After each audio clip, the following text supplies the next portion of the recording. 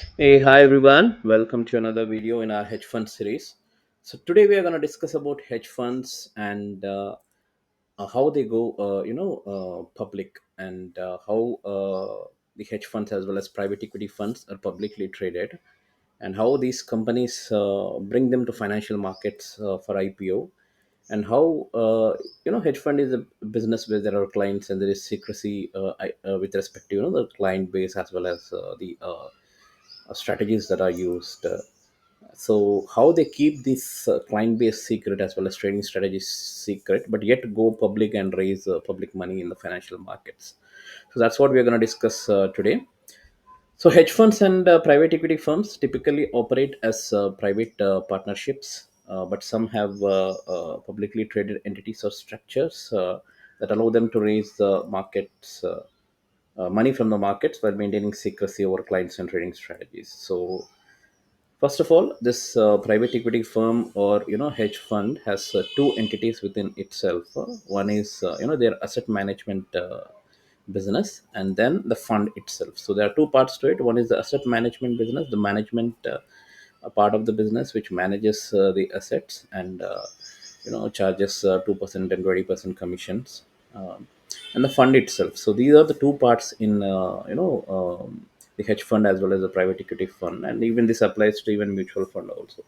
So there are two parts to it. One is the asset management and the fund itself. So when these companies go public, or when we talk about the public listing of this hedge funds or public private equity firms, then we are talking about the public listing of the management company, not the fund itself.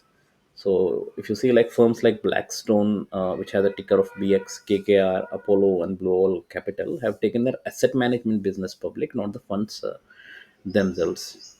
And this public traded entity, which is the asset management business, represents the general partner or the management company, and the revenues from the management fees and performance fees, and ownership in the brand, operations, and investment platforms. Okay, so investors buy shares in this general partner entity, not in the underlying private funds. Okay, why and what are the benefits of going public for the investors is this allows retail and institutional investors to profit from the firm's fee streams and growth. Okay, so that's the first benefit. Second one is it provides liquidity and valuation to the firm's founders and early partners, so they get liquidity and valuation done in the public market. They can use the stock as a currency for acquisitions or employee compensation. So these are the major benefits for the hedge fund as well as the private equity fund.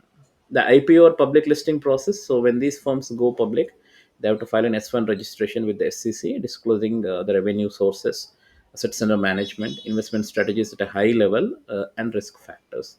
But they do not disclose is the name of the clients. So it is due to privacy laws. And second thing is specific trading models or portfolio level positions beyond high level strategy. They'll not go detail into the the trading models, specifics of trading models and portfolio level positions, and even their proprietary investment algorithms or signals. They will not disclose those things to the SEC. Okay, they are regulated as public companies but remain exempt from disclosing sensitive client and strategy information under various privacy and financial regulations, which is SEC regulation SP.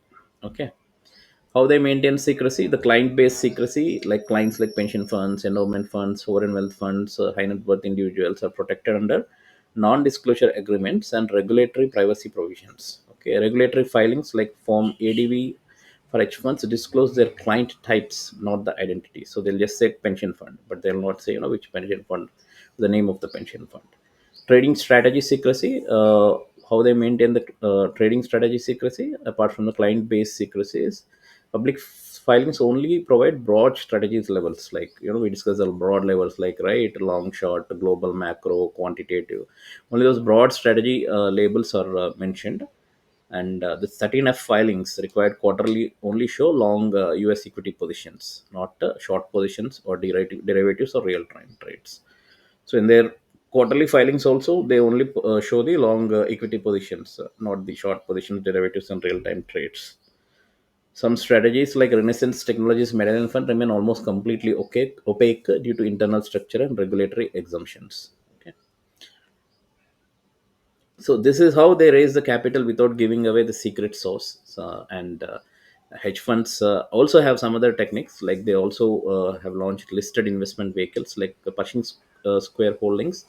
It has a closed end fund listed on the London Stock Exchange and Euronext. These provide exposure to the fund's performance but don't reveal day-to-day strategy. Okay, so it's a closed end fund which is listed on the London Stock Exchange and Euronext. That also can be done to go public, and yeah, this provides exposure to the fund's performance, but yeah, they don't reveal their day-to-day strategies or clients. Okay, so private equity raises capital, permanent capital vehicles through IPOs of REITs. They use real estate investment trusts. They use private equity. BDCs they use business development companies, and SPACs they use special purpose acquisition companies. Okay, they can list also fund of funds and holding companies with diversified assets. So these are the, you know, ways how these hedge funds and private equity firms go public without disclosing their client base and hedge fund and their strategy secret source. And they basically have two parts: the management company and the fund itself. So the management company goes public, and this allows them to raise fund and have a valuation and give some ESOPs to employees. So, yeah, examples from the real world are Blackstone. BX is the ticker. GP entity IPO, so general partner entity IPO, discloses the assets under management, hides fund specifics. Pershing Square, which is a PSHL public ticker and listed hedge fund. It's a closed end, transparent holdings, limited flow. KKR public ticker is KKR, GP IPO, general partner IPO, plus permanent capital vehicles, strategic disclosures only. Bridgewater, it's a private, not publicly listed, avoids regulatory disclosure.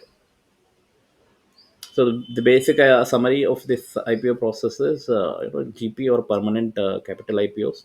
They don't disclose the fund client base as well as the strategies.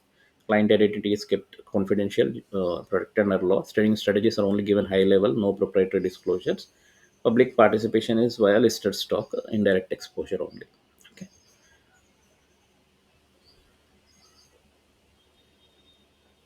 Yeah, going deeper into Blackstone, the private equity model, it has a ticker of BX and it's publicly traded as a GP, general partner entity. And investors in BX shares are not investing in this individual private equity funds, but in the management company's earnings stream. So I told you, right, two parts are there: management company and the funds. So we're investing in the management company's earnings stream, not the private equity funds. Okay, management fees for these companies are 1 to 2% of assets under management.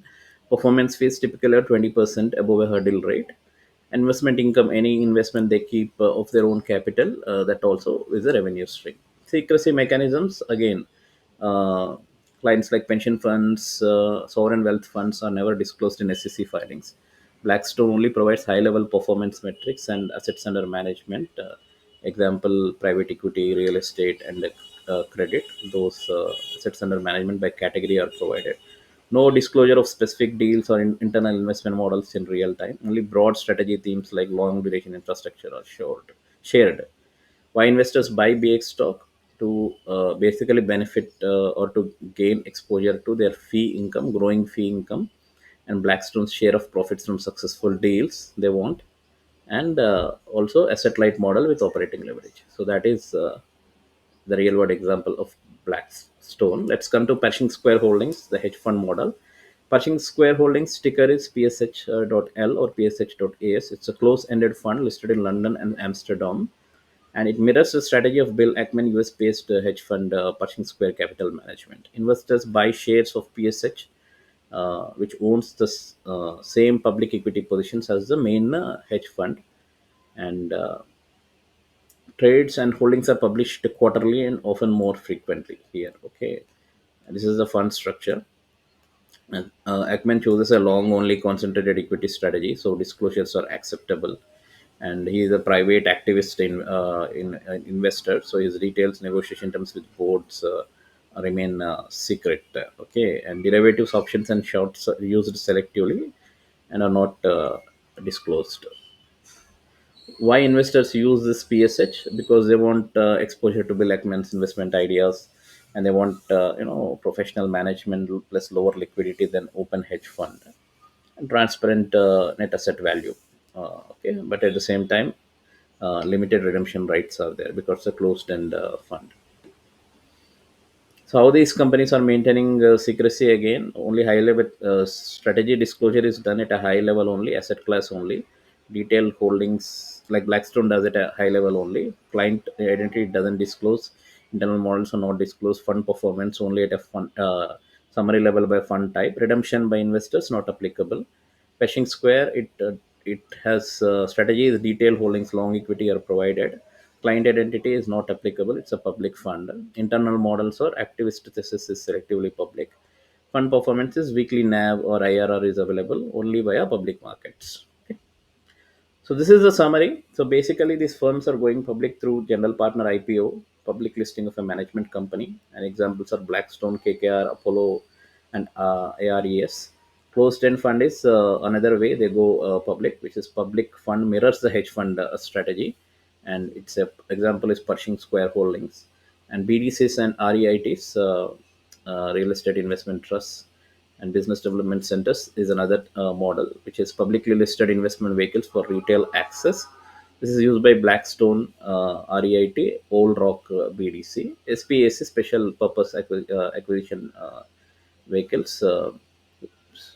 Special purpose vehicles for acquisitions is another model. This is used by TPG, Pace, Ackman's, Pershing, Taunton. Okay, so these is the details of how these hedge funds and private equity funds go public, raise money, and at the same time keep their strategies and client base secret. So that's it for today, guys. Thanks everyone for joining the call. Have a nice day. Bye.